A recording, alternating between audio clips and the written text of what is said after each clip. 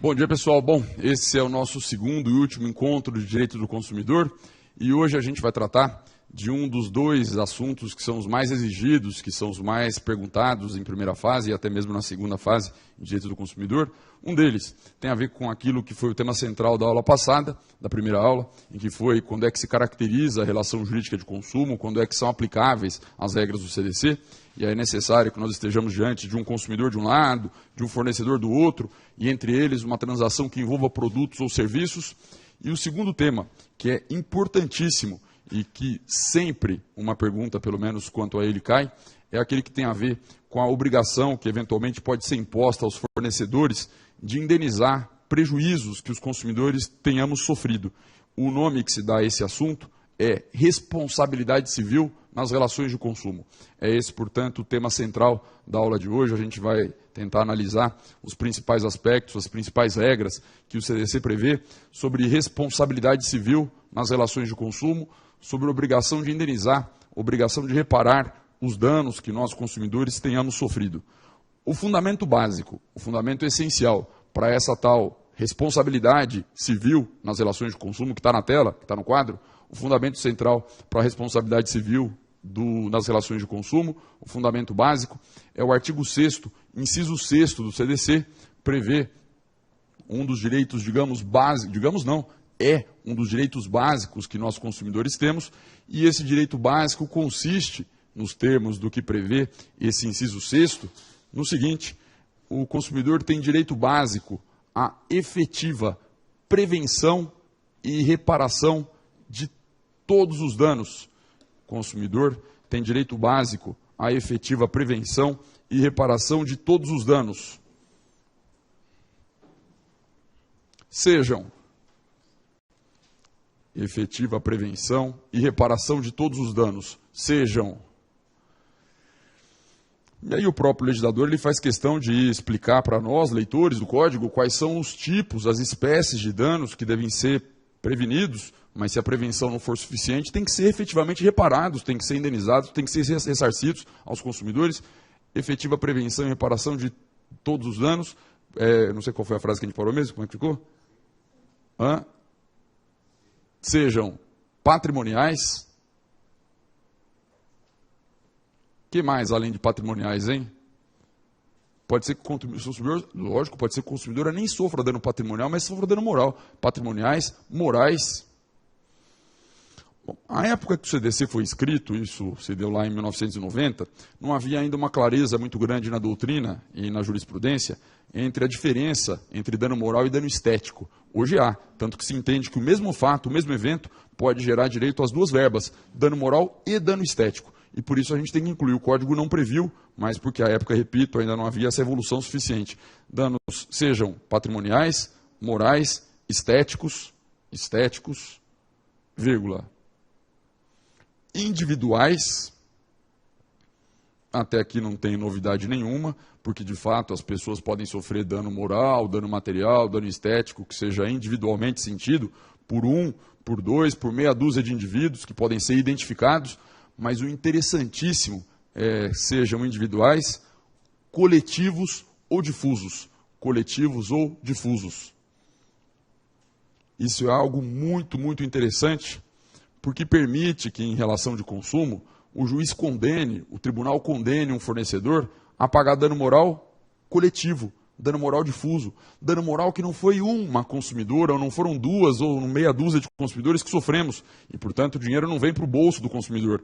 O dano moral coletivo, difuso, o dano moral social, esse que causa uma angústia, um sofrimento à sociedade como um todo, esse dano moral, obviamente, não vai para o bolso do consumidor, vai ser destinado a um fundo de proteção e defesa aos consumidores, e isso pode acontecer nas relações de consumo e tem acontecido com muita frequência, por exemplo, em ações que têm a ver com planos de saúde, quando os planos de saúde se negam reiteradamente a cobrir certos procedimentos cuja cobertura é obrigatória, é essencial, e aí o consumidor se vê obrigado, não tem saída, vai ganhar, mas ele é obrigado a entrar com uma ação judicial. E o plano de saúde conta com o fato de que alguns consumidores não têm essa disposição e vão acabar não propondo.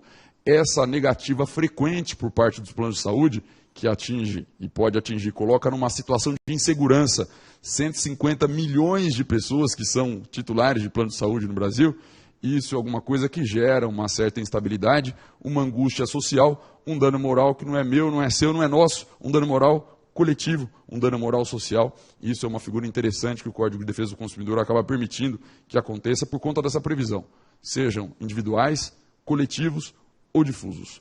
Bom, o fato é que talvez bastaria, ou talvez bastasse, que o legislador tivesse previsto a responsabilidade civil genericamente nesse inciso, ou melhor, nesse dispositivo. Todo e qualquer dano que o consumidor sofre tem direito à efetiva reparação. Mas ele, legislador, fez questão de ser bastante didático, bastante específico, e além de prever uma cláusula genérica, geral, de reparação de danos, que é essa que a gente acabou de apontar, ele prevê 2 sistemas muito específicos de responsabilização. E nós vamos analisar cada um deles. É muito, muito importante que a gente conheça as regras aplicáveis a cada um desses sistemas, a cada um desses regimes. Passemos, então, depois dessa análise desse fundamento básico, desse fundamento essencial, passemos à análise do primeiro sistema de responsabilização que o Código de Defesa do Consumidor prevê, e que é a chamada responsabilidade pelo fato do produto ou do serviço. Responsabilidade pelo fato do produto ou do serviço, que vem tratada, vem disciplinada, dentre os artigos 12 a 17 do CDC. Esses é que são os diplomas aplicáveis. Responsabilidade pelo fato do produto ou do serviço. Artigos 12 a 17. Não se preocupem, não se antecipem em anotar o que eu vou escrever agora, porque isso vai ficar para depois, mas eu vou mudar de página só para antecipar e para que vocês saibam já que na sequência, depois que a gente terminar esse primeiro sistema reparatório, a gente vai passar para o segundo, que é o da responsabilidade, repito, não anotem por enquanto, não tem necessidade, responsabilidade pelo vício do produto ou serviço. E aí é um sistema diferente, um sistema que tem previsão dentre os artigos 18 a 25 do CDC. Responsabilidade pelo vício do produto ou do serviço. O que deixa claro que nós vamos ter que fazer uma distinção e vamos ter que ficar muito atentos a essas 2 expressões que são essenciais, que são fundamentais. Vício, e isso vai ser o segundo sistema que a gente vai analisar, mas antes a gente vai ter que tratar da chamada responsabilidade pelo fato do produto ou do serviço. Responsabilidade, portanto, pode se dar em 2 ou através de 2 sistemas diferentes. Primeiro, pelo fato do produto ou do serviço. E a primeira pergunta que vai ter que ser feita tanto num sistema quanto no outro é saber quando que eu uso um e quando é que eu uso o outro. Quando é que tem cabimento você invocar em seu favor a responsabilidade pelo fato ou invocar em seu favor a responsabilidade pelo vício. Portanto, o primeiro item que nós vamos analisar aqui é o seguinte, questão de número 1. Quando se aplica? Quando é que o consumidor invoca as regras dos artigos 12 a 17? Quando é que o consumidor tem direito a ser indenizado com base no fato do produto ou do serviço? Quando se aplica? E aí eu queria pedir para que vocês que estão aqui no estúdio, se alguém quiser chutar uma palavra, uma ideia que tenha a ver com o fato do produto ou do serviço, que possa eventualmente ser indicativa de quando é que ele é aplicável, de quando é que esse sistema é utilizado. Alguém por acaso tem ideia? Quando? Pois é, tem a ver com dano mesmo. Tem a ver com dano, mas tem a ver com acidente, tem a ver com defeito. E esse é o problema, essa é a palavra-chave. A palavra-chave é defeito. Portanto, quando é que se aplica? E a resposta é, quando o produto ou serviço apresentar defeito. Quando o produto ou serviço apresentar defeito. Apresentar defeito.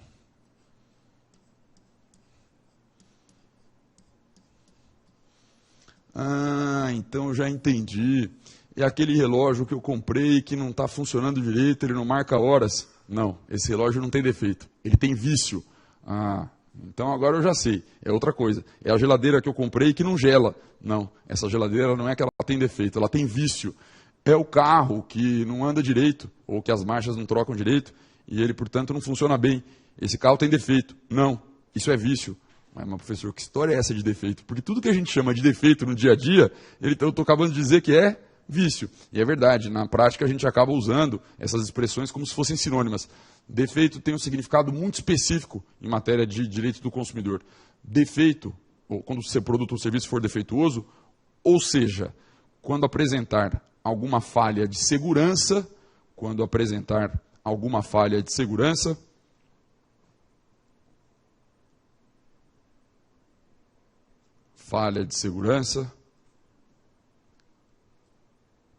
que cause um acidente de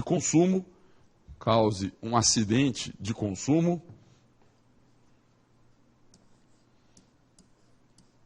com danos ao consumidor. Acidente de consumo com danos ao consumidor. Pronto, é isso que é fundamental. Em matéria de fato do produto ou do serviço, tem que haver defeito. E defeito é falha de segurança. E essa falha de segurança tornou o produto ou o serviço inseguros e, por isso, ocorreu um acidente. E esse acidente causou dano, por isso que estava certo você, quando falou em dano, como sendo a ideia que talvez possa ser central para ligar a responsabilidade pelo fato do produto. Defeito, falha de segurança que acarreta acidente, acidente que gera dano ao consumidor. Portanto, enquanto o relógio simplesmente não marca horas, ele não tem defeito, ele simplesmente tem vício, porque não é um acidente. Enquanto a geladeira não gela pura e simplesmente, ela tem vício. Agora, se por um acaso o problema que ela tem no motor, que faz com que ela não funcione bem, e gera um hiperaquecimento, e isso pode causar uma explosão, ou pode causar um incêndio, isso não é vício, isso é defeito, porque aconteceu um acidente por falha de segurança. Se você tem um carro, e o carro apresenta um problema no sistema de freios, e por isso você não consegue frear e acaba colidindo com outro veículo, esse carro não tem vício, isso é um defeito, é falha de segurança, acarretou um acidente que causou dano ao consumidor, ainda que seja exclusivamente moral, mas gerou dano ao consumidor. Se por um acaso você tem um alimento e esse alimento está estragado, isso é fato ou vício do produto? Depende. Se você não ingeriu ainda, se você não comeu o alimento estragado, ele apenas tem vício. Agora, se por um acaso já houve a ingestão e isso causou um acidente de consumo, porque o consumidor ficou intoxicado por conta disso ou doente por conta disso, isso é defeito, dispara-se a responsabilidade pelo fato do produto ou do serviço. É isso aí. Bom, primeira pergunta, quando se aplica? Quando houver defeito, ou seja, falha de segurança que acarrete acidente, gere dano ao consumidor. Segundo lugar, segunda questão. Quem responde? A quem o legislador imputa a responsabilidade, quem pode ser obrigado a indenizar os prejuízos que o consumidor sofreu em razão do acidente de consumo, em razão dos danos decorrentes do defeito, da falha de segurança que foi verificada. E a resposta a essa pergunta não é tão simples assim, porque depende. Depende se nós estamos diante de um fato do serviço ou se nós estamos diante de um fato do produto. Então, pelo fato do serviço,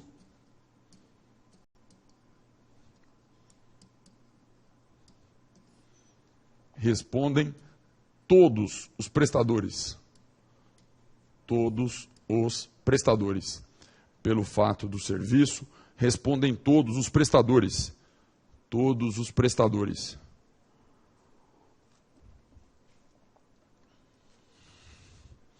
Portanto, se eventualmente alguém é submetido a uma cirurgia e essa cirurgia é realizada pelo cirurgião e pela equipe médica da qual ele faz parte e que integram o corpo clínico de um hospital esse que faz parte é credenciado a um plano de saúde do qual o consumidor é cliente, então tem vários prestadores. Todos eles são responsáveis e o consumidor pode se voltar contra qualquer um deles, ainda que depois eles se entendam entre si e um deles cobre do outro o direito de regresso, mas para o consumidor todos os prestadores respondem.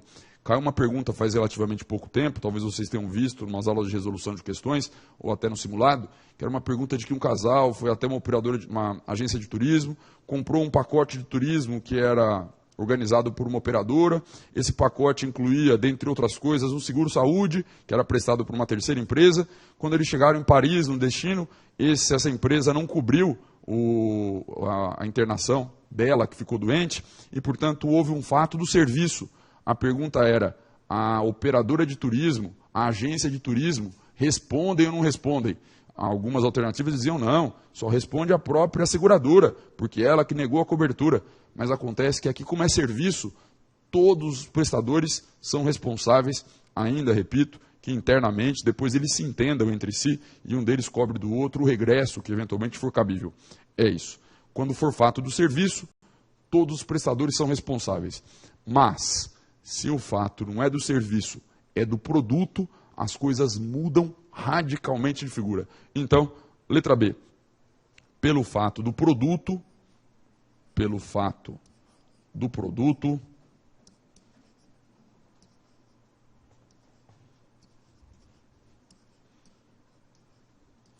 só respondem os seguintes fornecedores.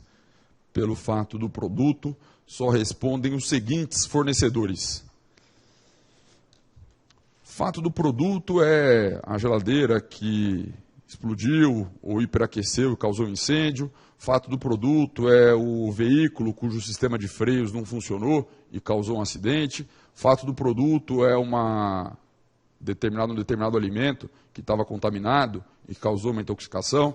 Fato do produto é uma garrafa de cerveja, de refrigerante ou de qualquer outra bebida que explodiu e que causou ferimentos no consumidor. Enfim, tem uma infinidade de exemplos de fato do produto, de acidentes que decorrem por falha de segurança de produtos. Aqui, o legislador não diz todos os fornecedores respondem, só respondem alguns, só respondem os seguintes fornecedores. E o legislador, então, lista quais são esses seguintes fornecedores. É muito, muito importante que a gente saiba dessa lista, e essa lista é: só respondem os seguintes fornecedores, que são o fabricante,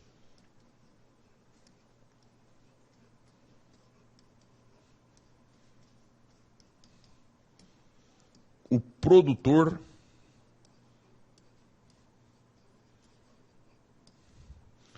o construtor, se por um acaso o problema estiver relacionado a um imóvel, a placa, uma das placas do teto, do forro de gesso, acabou caindo sobre o consumidor, isso é um acidente, e aí o construtor é que responde.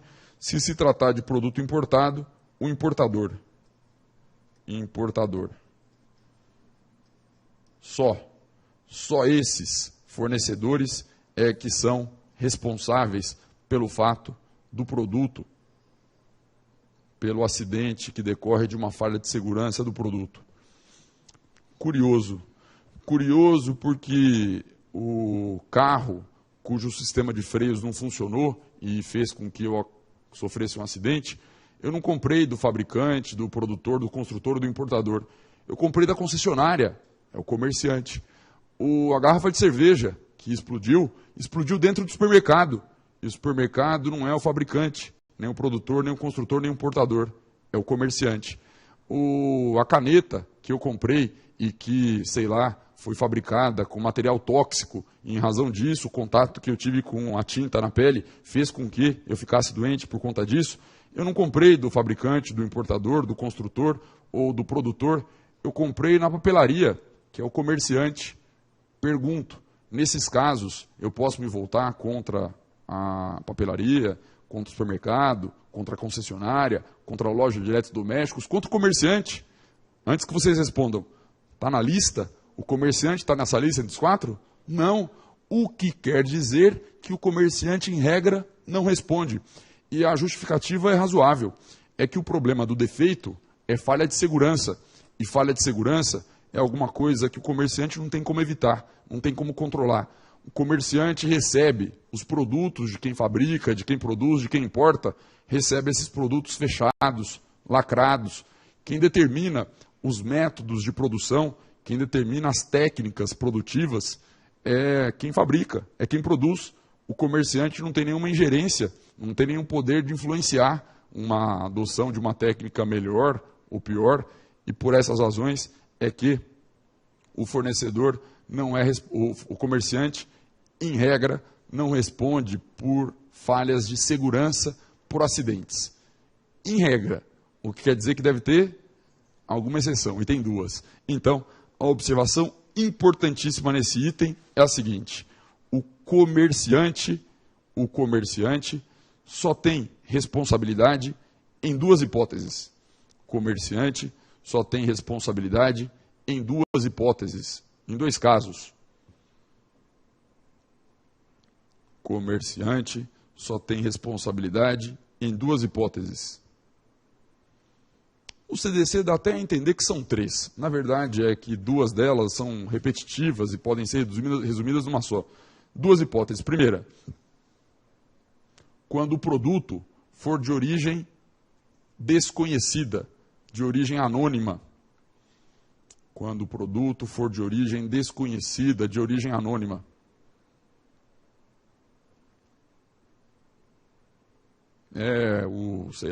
O gênero alimentício que você compra no supermercado a granel, é aquilo que você compra na feira do feirante e que não tem marca.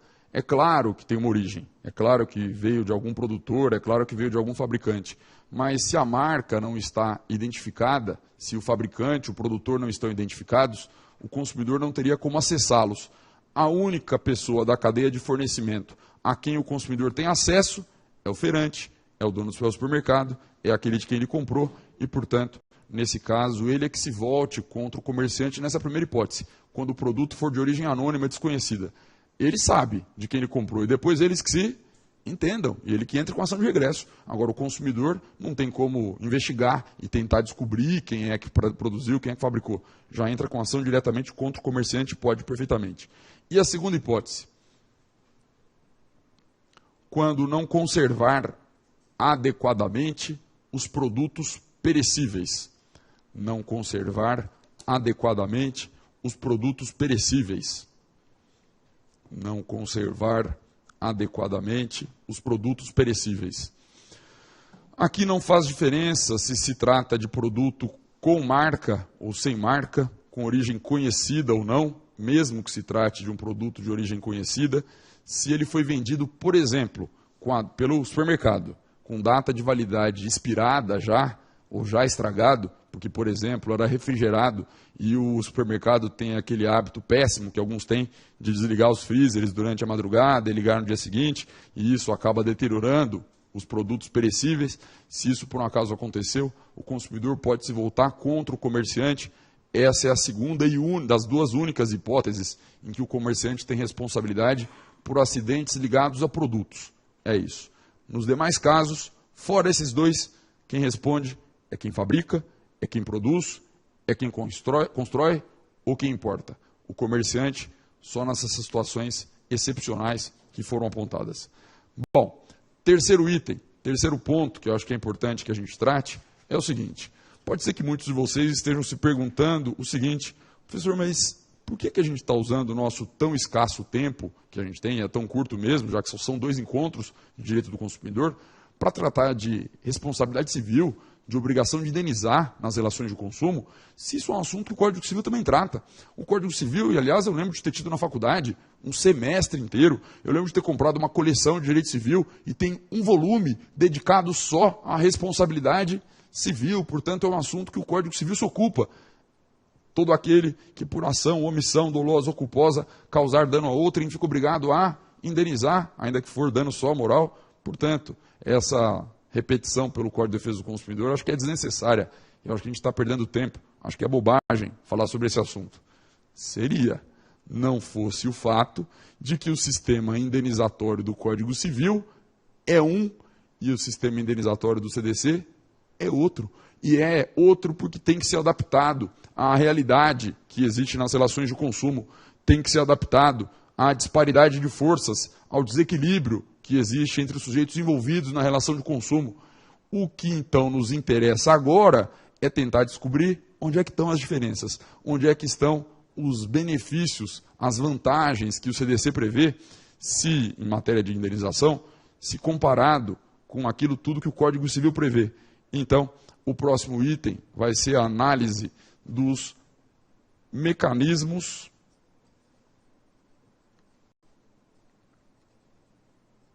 que garantem maior proteção aos consumidores vítimas. Mecanismos que garantem maior proteção aos consumidores vítimas. Repito, se comparado com o sistema do Código Civil, o que de melhor, o que de mais vantajoso existe no Código de Defesa do Consumidor? Mecanismos que conferem maior proteção aos consumidores vítimas.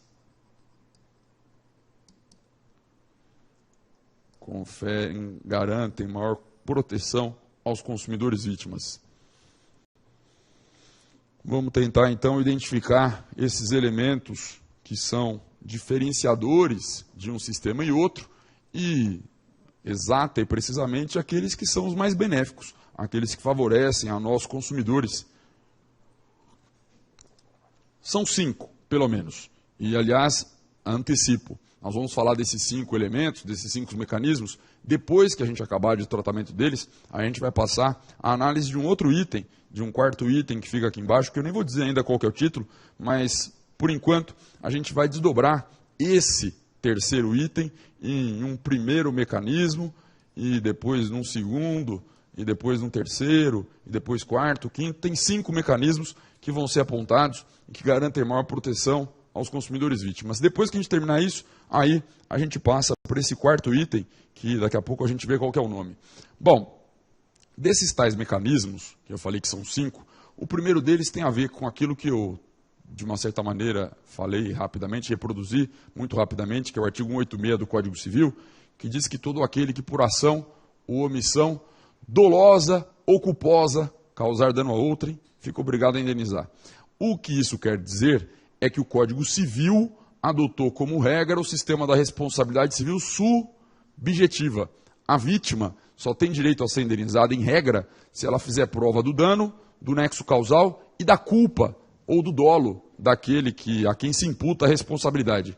Só que em matéria de consumo, quase sempre os danos são anônimos. E se são anônimos, o consumidor não tem condições de demonstrar quem é que foi o culpado, a pessoa culpada, onde é que houve o desvio de conduta. E se fosse exigida a prova da culpa, todas as hipóteses, quase nunca o consumidor receberia indenização. E adeus direito à efetiva reparação de danos. Por isso é que o CDC prevê que a regra da responsabilidade não subjetiva, e sim objetiva, aquela que não depende de culpa. Portanto, primeiro mecanismo é a responsabilidade objetiva. Responsabilidade objetiva.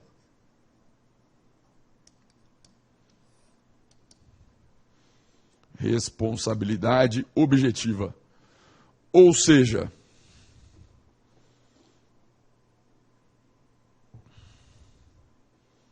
em regra,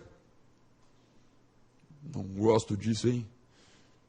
Toda vez fala essa história de em regra, eu sei que vai vir uma complicaçãozinha na sequência, eu sei, não tem jeito, não tem como escapar. Mas em regra, o fornecedor responde independentemente de culpa. Fornecedor responde independentemente de culpa. Ponto e vírgula. Basta a prova do dano e do nexo causal. Disso o consumidor não escapa. Basta a prova do dano e do nexo causal. Quer dizer que algum tipo de prejuízo ele sofreu, seja material, seja moral, seja estético, ou todos eles ao mesmo tempo, tanto faz. Isso ele tem que provar quais foram os danos que ele sofreu e tem que provar que esses danos foram causados em razão do defeito que acarretou o acidente que gerou os danos, e daí a ideia de nexo, de causalidade, isso o consumidor tem o ônus de provar em qualquer hipótese. Culpa é que não é necessário. Bom, a regra é que os fornecedores respondam de forma objetiva, independentemente de culpa. A regra em questão comporta uma exceção. E, portanto, exceção é subjetiva é subjetiva.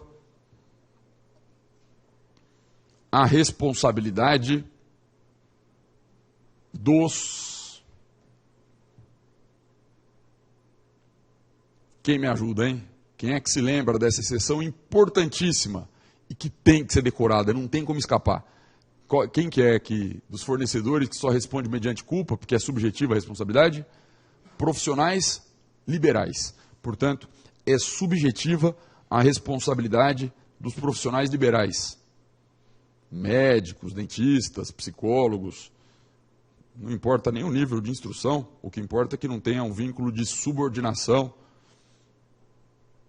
Subjetiva a responsabilidade dos profissionais liberais, ou seja, depende da demonstração de culpa. Depende da demonstração de culpa. Subjetiva a responsabilidade dos profissionais liberais, depende da demonstração de culpa. Uma coisa é você não conseguir provar a culpa em relação a uma cerveja que explodiu. Uma coisa é você não conseguir provar a culpa em relação a um sistema de freios do carro que não funcionou. Agora, se é um médico, se é um dentista, se é uma pessoa que você contratou como profissional liberal, existe uma relação de pessoalidade, um vínculo de confiança, uma possibilidade de que o consumidor acompanhe os serviços que são prestados e, portanto, é possível que o consumidor identifique onde houve o erro, onde houve o desvio de conduta e, portanto, o consumidor tem meios de provar a culpa. Se a culpa pode ser provada, não tem por que a responsabilidade ser objetiva. E, portanto, nesse caso, e só nesse caso dos profissionais liberais, a responsabilidade é subjetiva. Portanto, muito cuidado, fiquem atentos à malícia muito frequente, à maldade, à crueldade do examinador, que muitas vezes se manifesta, quando ele faz afirmações, por exemplo, no seguinte sentido: no CDC só existe responsabilidade objetiva. Está errado. Ou quando ele disser, no CDC não existe responsabilidade subjetiva. Também está errado, porque embora a regra seja uma, a outra existe excepcionalmente, e por isso que não dá para dizer que só existe uma e nunca outra, ou o contrário, exatamente por conta da exceção. Bom, primeira regra, o primeiro mecanismo, instrumento que protege os consumidores vítimas de maneira mais eficaz é a responsabilidade objetiva em regra. A segunda é a responsabilidade solidária. Responsabilidade solidária.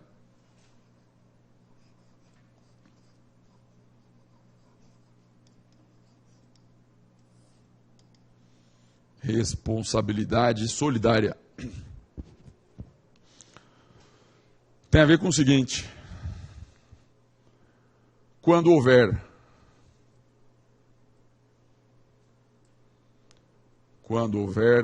mais de um prestador,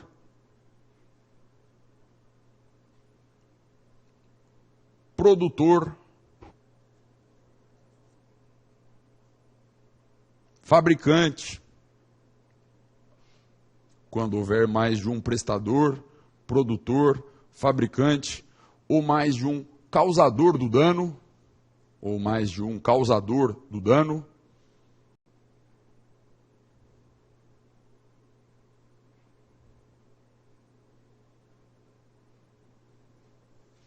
o consumidor poderá exigir a indenização integral de qualquer um deles.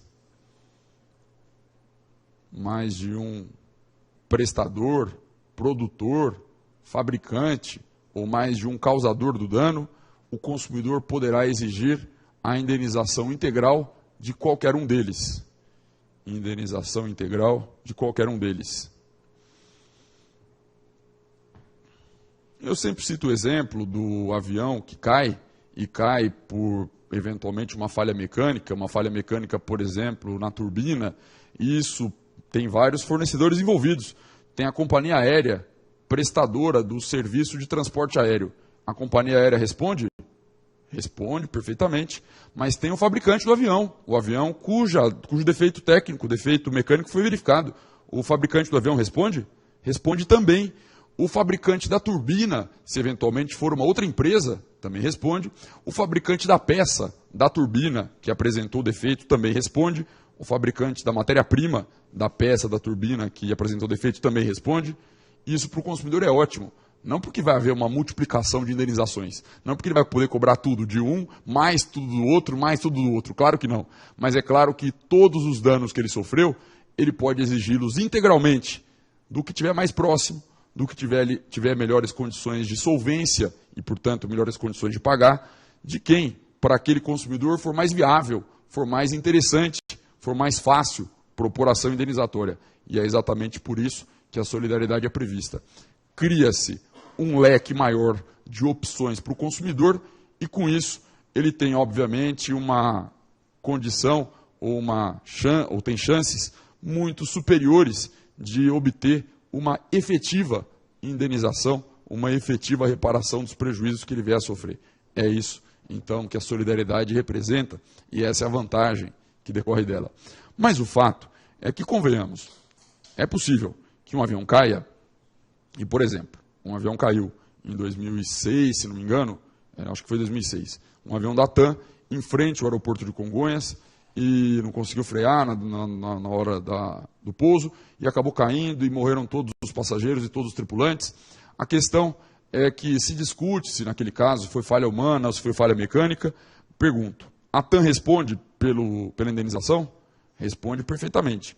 Mas a TAM acredita, e acredita de fato, que o acidente não aconteceu por falha humana, que aconteceu por falha mecânica, por defeito mecânico na fabricação do avião. O que quer dizer que a TAM, que pagou as indenizações, e tem que pagar mesmo, porque a lei impõe e obriga o dever de indenizar, porque são devedores solidários, ela talvez se sinta injustiçada por ter que arcar com esse prejuízo. E por isso pode, e nesse caso foi o que aconteceu, pode propor uma ação de regresso contra aquele outro fornecedor que o que pagou a indenização achar que é o verdadeiro responsável. Nesse caso da TAM, só um parênteses, é que quem acabou pagando a indenização para as vítimas foi Itaú Seguros, que era a seguradora que tinha a apólice naquele caso, e ela se subrogou nos direitos da TAM, e ela é que propôs uma ação de regresso contra a Airbus, que era a fabricante daquela aeronave, daquele avião. E está em curso, está aqui em São Paulo a discussão, vai provavelmente durar anos e anos, até que seja definida a responsabilidade de um dos dois em relação a isso. Mas para os consumidores não, já receberam e pronto. Então, a observação que a gente pode fazer aqui é a seguinte: aquele que pagar a indenização,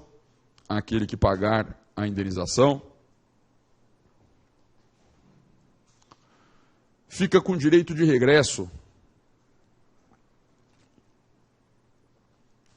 Pagar a indenização, fica com direito de regresso contra o efetivo causador do dano.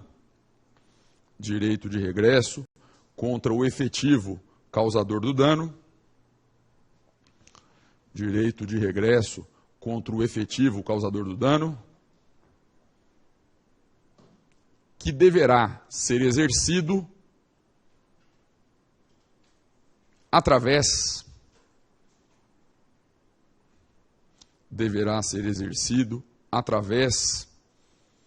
e peço que vocês suspendam a caneta só um instante, e é o seguinte, é que se geralmente não fosse uma causa de consumo, se eu entro com uma ação indenizatória contra você, e você sabe que pela lei ou pelo contrato você tem que me pagar a indenização, mas que existe um terceiro que tem a obrigação de regresso em relação a você, geralmente você, na qualidade de réu, além de contestar o meu pedido, você aproveita e já ajuiza uma ação contra ele, contra o terceiro, no mesmo processo. Chama-se denunciação da lide, é uma intervenção de terceiros.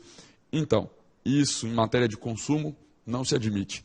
E por essa razão é que o complemento que está faltando aí é o seguinte: aquele que pagar a indenização ficará com direito de regresso contra o efetivo causador do dano, que deverá ser exercido, como é que foi a última frase mesmo?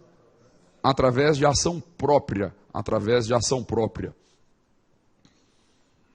vírgula, vedada, proibida a denunciação da lide.